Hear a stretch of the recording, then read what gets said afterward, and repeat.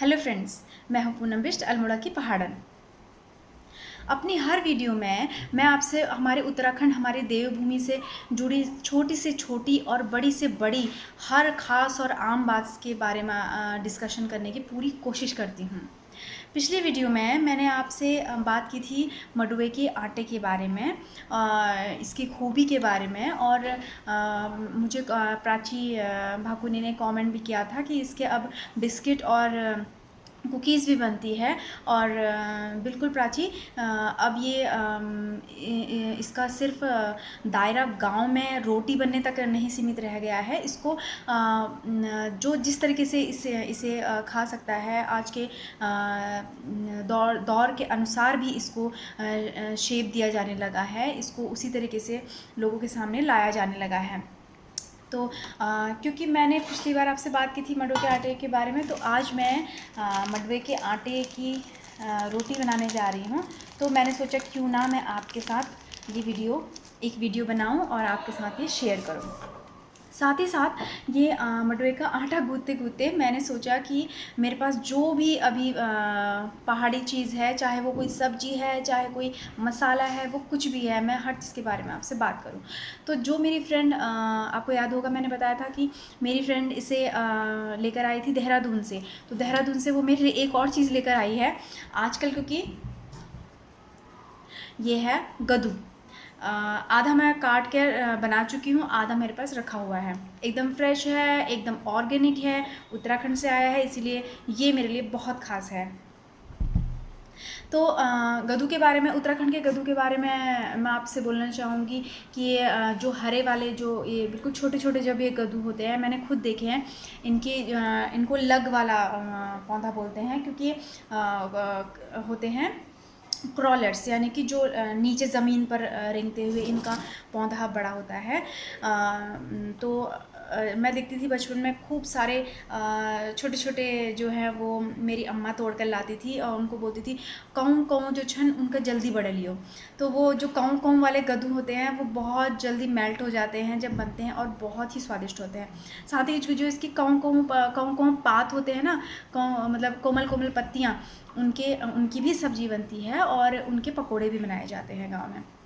और इसमें vitamin A जो है वो भरपूर मात्रा में पाया जाता है, जो हमारी आँखों के लिए बहुत ही लाभदायक होता है। इसीलिए आपने देखा होगा पहाड़ों में जो है वो चश्मा बच्चों को आपने बिल्कुल नॉमिनल, शायद 100 में से कोई एक होगा जिसे लगता है, क्योंकि वहाँ पर ये बहुत ही प्रचुर मात्रा में हमारा जो है गदू पाया जाता है, क्योंकि वहाँ की मिट्टी के अकॉर्डिंग ये बहुत अच्छे से इसकी पैदावार हो जाती है, आराम से पैदावार हो जाती है। और साथ में मैं आपको बताऊं, जो ये गद्दू के बीज होते हैं, हम यहाँ तो इन्हें फेंक देते हैं, वहाँ पर इन्हें सुखा के फिर मैं आपको बताऊंगी, बिल्कुल जैसे शौंत, जो हमारा जो चीड़ के पेड़ का फल था, बिल्कुल वैसे ही उसी तरीके से उसमें से निकाले जाते हैं, और ये गद्दू को जो के बीजों को जो है सुखा देते हैं धूप में, फिर इन्हें ठूंग के यानी कि छील के खाते हैं वहाँ पर।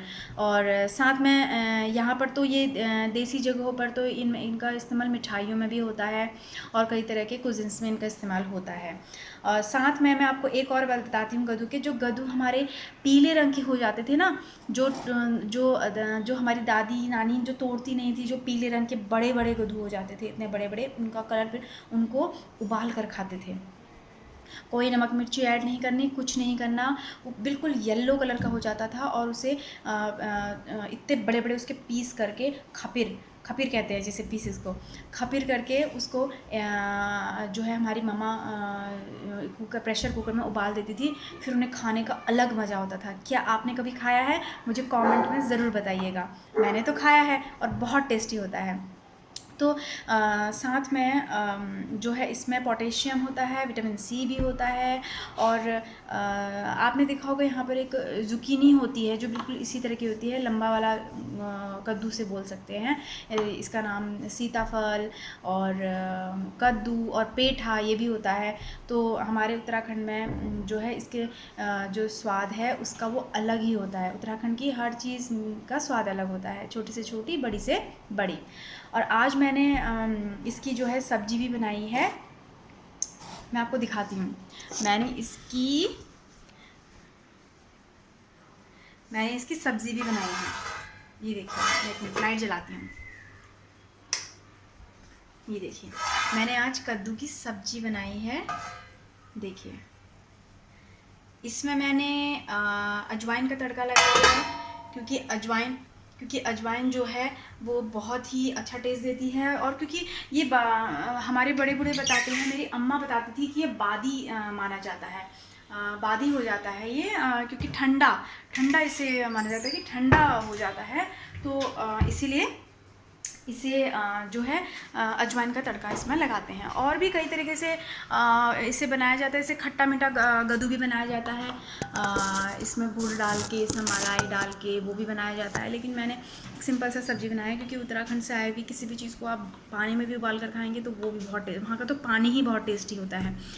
तो अजवाइन इसमें इसलिए डाली है क्योंकि मेरी मम्मी मुझे बताती थी कि इसकी जो ठंडक होती है गद्दू की, वो ख़त्म हो जाती है अजवाइन के तड़के से। क्योंकि अजवाइन में जो प्रॉपर्टीज़ होती है वो एंटी बैक्टीरियल होती है, एंटी फंगल उसमें अजवाइन में पाई जाती हैं प्रॉपर्टीज़। और साथ में आपके इम्यून सिस्टम को और आपके डाइजेस्टिव सिस्टम को काफ़ी अच्छा करता है अजवाइन। साथ में मेरी फ्रेंड जो है वो एक और चीज़ मेरे लिए लेकर आई, क्योंकि पहाड़ों से जो भी चीज़ आती है उसे हम बहुत ही सहेज कर संभाल कर रखते हैं। और देखिए, वो जखिया लेकर आई थी, ये लास्ट टाइम का है, रखा हुआ है। मैंने इसे मैं इसे ख़त्म कर चुकी हूँ। मेरे पास एक डिब्बा और था, उसे मैं ख़त्म कर चुकी हूँ। और इसे मैं खाने में हर तड़के में जो है उत्तराखंडी खाने के हर खाने में जो इसका तड़का होता है वो स्वाद को एकदम राजशाही बनाने की ताकत रखता है। जखिया एक हर्ब होता है और इसका इंग्लिश नेम होता है डॉग मस्टर्ड या फिर वाइल्ड मस्टर्ड। तो जखिया जो है वो उत्तराखंड में बहुतायत में पाया जाता है, वहाँ पर इसकी पैदावार बहुत अच्छी होती है। उत्तराखंड में जो भी जाता है वो जखिया लेकर आता है, और अपने उत्तराखंडी जितने भी आसपास परिवार हैं उनको जखिया ज़रूर देते हैं। तो जो उत्तराखंड के छोटी से छोटी, मैंने कहा ना, छोटी से छोटी चीज़ में भी बहुत बड़ी ताकत होती है। किसी भी स्वाद को जो है बहुत अच्छा और भी स्वादिष्ट बनाने की। वहाँ का पहनावा जो होता है वो किसी पार्लर को भी फेल कर देता है, ठीक है।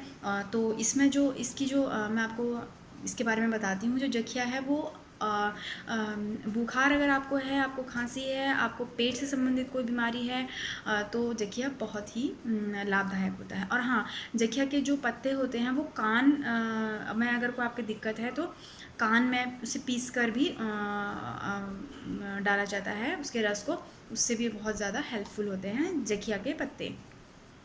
तो मैं आपको आज ये आटा गूँथ कर दिखाने वाली थी। इसमें थोड़ा थोड़ा पानी ऐड करके तो इसका आटा गूँधा जाता है।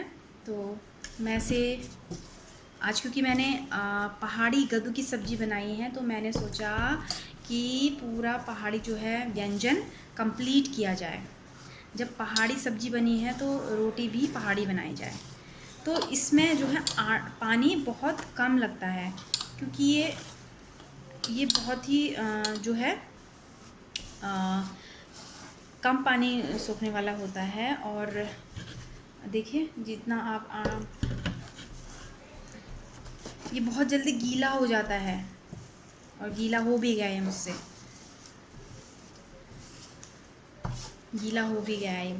बट कोई नहीं, मैं इसकी रोटी आज बनाकर खाऊंगी और खिलाऊंगी भी।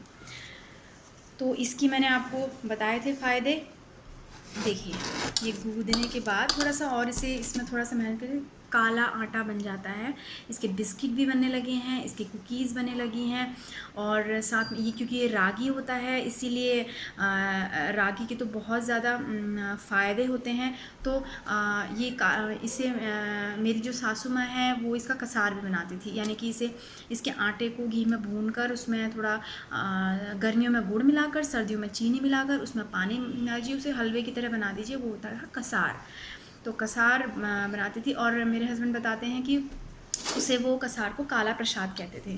तो उत्तराखंड में क्योंकि उनकी भाषा जो है वो भाषा वाला जो पोर्शन है वो कहीं ना कहीं उत्तराखंडी आ जाता है, और आना भी चाहिए। अपनी भाषा को ना भूलिए, अपने खान पान को मत भूलिए, अपने लहजे को मत भूलिए, अपने संस्कारों को मत भूलिए। हमारे उत्तराखंड की हर बात निराली है, और उसकी हर चीज़ को अपने अंदर संजोए रखिए, अपने घर में संजोए रखिए, अपने मन में संजोए रखिए, अपनी आँखों में संजोए रखिए, और अपने व्यवहार में भी। फिर से आपके सामने एक वीडियो लेकर आऊँगी, उत्तराखंड की एक और ख़ास बात आपके सामने लेकर आऊँगी। तब तक थैंक यू एंड बाय।